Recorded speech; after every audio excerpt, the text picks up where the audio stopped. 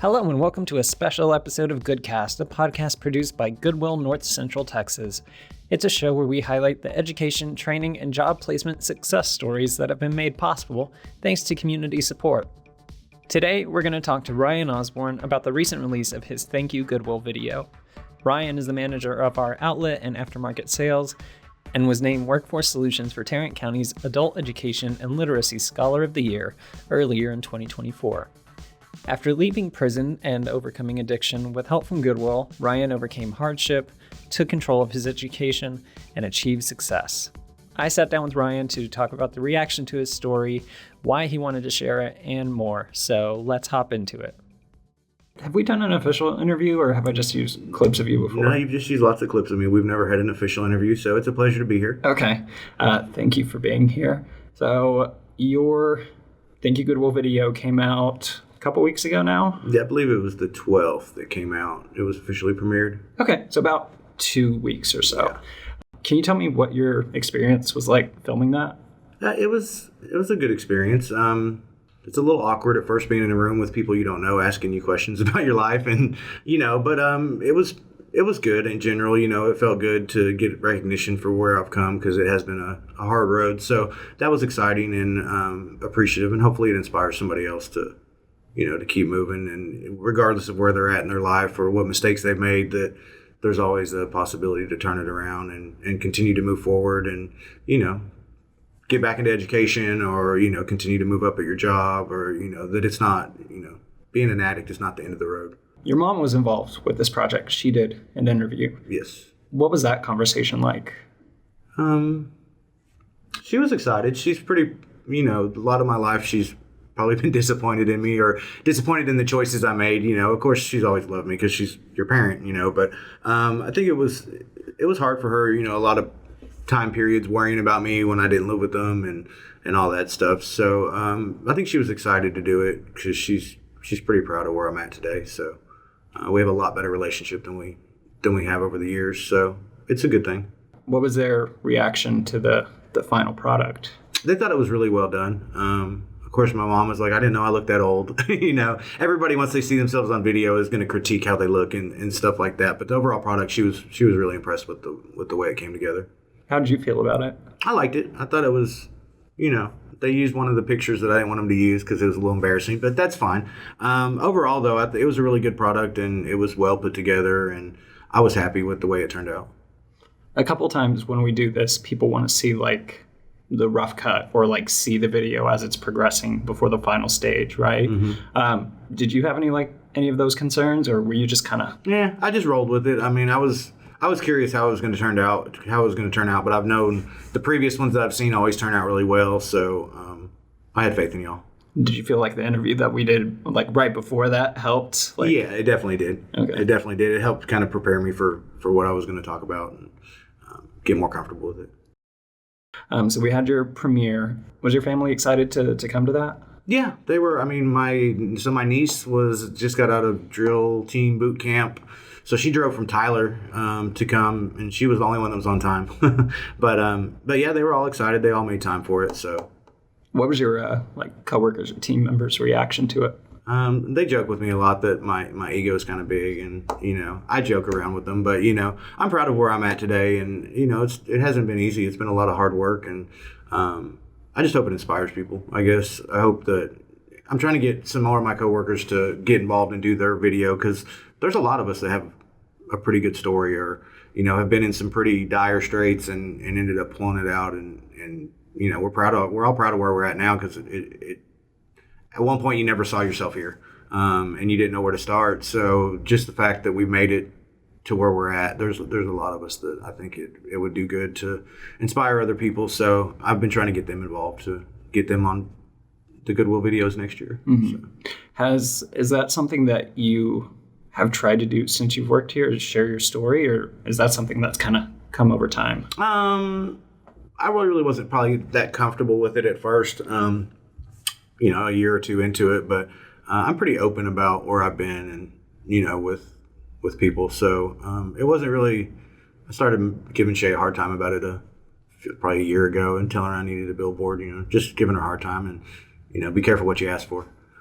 See, the billboard was like the big thing. Yeah, I was just, I don't know why. I was just giving her a hard time about that because, well, now you have one. Yeah. It's like I give you a hard time about being in commercials for Goodwill. You right. know, me and Patrick will want to be in commercials for you, so. Well, we need products for it. I know. Well, now you have a billboard. Have you taken a picture with it or anything? No, I haven't. We were going to take one day, and then Amazon pulled up and blocked the view. So we weren't going to wait. So I have pictures of it, but there's several people that send me pictures of it. So, but I haven't taken a picture with it yet. Well, what's their reaction been to seeing your face on a billboard? Yeah, how did they get it up there? And, So one of my coworkers' daughters saw it, and that was her reaction was, how did he get up there? So everybody thought it was pretty neat, I guess, in general. So. Do you know if people from outside of Goodwill have seen it? Definitely some. I know there's some former employees, and I'm sure nobody's reached out to me like from my past and said anything, but I'm sure there's some people that have seen it outside of Goodwill. Well, we got to get you the mini one now so you can put on your desk. Yes, I need that. I got to have that. I mean, you said that you'd been talking to your coworkers about sharing their story as well. What are some of the things that you do to encourage them in that regard? Just that it's a fun experience, and that it is, I guess, kind of an honor that I was chosen for, just the recognition. It's like everybody likes a pat on the back every once in a while for where you're at. I mean, obviously for me, this isn't where I'm stopping. So I'm all for, encouragement and saying it's very encouraging to keep going, to do your story and to get it out there. And it's, hopefully it inspires other people is, I guess, that's not the reason I did it, but the final product now that I see it and the reaction I've got from other CEOs from other Goodwills when we did the delegate assembly and then we did the tour. Some of them brought it up to me, and there's been several people that let me know that it was thank you for sharing your story and that it turned out really well and that it's inspiring to a lot of people. So if you can help one person, then that's what we're all about. So I like the mission of Goodwill. So if I can help encourage that and move that forward, then that's always something I'm interested in, and I would encourage anybody who has a similar story, to get it out there because you never know who it's going to affect. Mm-hmm. Yeah, that is one of the reasons why I love doing interviews, especially if it's like the first time I'm meeting with somebody, right? Or I've read their story and we're like going into details for the first time. Yeah. I love seeing that beat where I'll ask a question and somebody will just kind of sit there for a second and then it clicks like, oh, yeah, like I did that. Like, yeah. I am a success story. Like, that's pretty cool. I feel like you can see the weight come off their shoulders. Yes, definitely. It is. I mean, it's always good to talk about, where you were, just to remind yourself of how far you've really come. I mean, because a lot of times you keep your head down and you just keep moving forward and you don't really realize because it's incremental, you slowly get to this place. And so it's like when you think back, it just seems like it was so long ago that I was homeless and addicted to drugs and doing stuff like that. So it does really bring home and kind of reinforce that you're on the right track, and it helps encourage you to keep moving forward to see how far you've come. Yeah, it's just kind of a tangent. I know when we did Beth's story, she mentioned that like even today, she would not be able to like rent an apartment if they went through the background check and stuff. Yeah, is that something that you've? Yeah, it was very difficult for me to find an apartment. Luckily, I had found a place that it was, not the greatest place to live, not in the greatest neighborhood, not in the greatest condition, but it was my own place because originally when I first started at Goodwill, I lived in a transitional house it used to be a nursing home in Stop 6. And so there was like 60 or 80 people there. You had to share a room with somebody. And it was great for at the time, it was a stepping stone and it was better than being on the streets. And, it was, I don't dislike that part of my story. But that was definitely something that I needed to get away from to continue to grow. So, and then I had to have roommates at the apartment I lived in when I moved out. And that was difficult after a while because if they're not on the same path as you or they're not making the same smart decisions as you are, or the decisions to move forward, and if they take a step backwards, it's difficult. So then I was finally able to get an apartment in a better neighborhood and just in better shape, and luckily there was Cheryl was some big help with that. I know y'all did Cheryl's story. I don't think it's come out yet, but she was a big help in getting me to that point, and being a reference, vouching for me. So I was able to get into a lot better place. So I'm super happy about that now. But it's very difficult. I mean, finding jobs obviously is difficult when you have a criminal record. Finding apartments is really hard. Finding ones that are,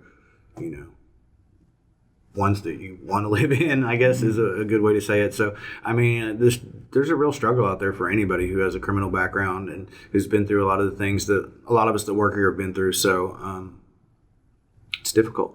Mm-hmm. You talk about how you want to continue your education. Mm-hmm. What's the hope there? I don't know that I really have an end goal in mind. Like, I don't know if I'll work for Goodwill until I retire. I mean, I'm not against it. Don't get me wrong. I want to continue to move up and stuff like that. I want to own my own business. I kind of want to maybe get into property management or something like that. That's kind of my workable plan right now. I mean, obviously that's still very fluid, but that's one issue when you made poor choices the majority of your life is you're not prepared for when you can't work anymore. So that's my main goal, I guess, is to try to get the knowledge and the power to do something where I can have a residual income, even when I retire from Goodwill or, I'm not able to work anymore, something that'll be able to sustain me for the foreseeable future. So that's really my plan. I would love to stay at Goodwill and keep moving up. I mean, I like the mission. I think I have a lot of, put a lot of input into, changing, the way we're changing and, the way everything's changing, as it does. And I would like to help Goodwill grow in the right direction. So, I mean, that's always in my mindset, but, anything can happen. So I just think that education is important. I took it for granted for so long that now that I have the chance to get a degree and, move forward and move up and, help other people, I think that's important. Yeah, for sure. So the word that is associated with your video is faith. Mm-hmm. A lot of times in talking with people, I've heard that the biggest thing that held them back for so long is they're like, well, I have to get all my ducks in a row before I can make a change, right? Mm-hmm. I have to take care of this. Yeah. But sometimes it is just like leaping into the unknown, right? And having that faith that you'll... Yeah, I think in my video I even said it. It's like you're just looking up at this huge mountain and you don't even know where to take the first step, and so it is hard. And I think a lot of it is being scared to leap, but a lot of it is partially it's an excuse to keep living the life or why you don't do better, because it does take a lot of effort. It's not easy. It's not like you just magically one day you're better and you don't do drugs and you have everything that you need. So, I mean, it's a slow process, and it can be very discouraging how slow the process can be. And it's also kind of amazing once you start it, how quickly it progresses. It's a very weird process to go through, at least from my experience. But the more good decisions you make and the more small baby steps you take in the right direction, it starts to kind of avalanche, it starts to snowball, and you get to a place quicker than you think by the time you look back.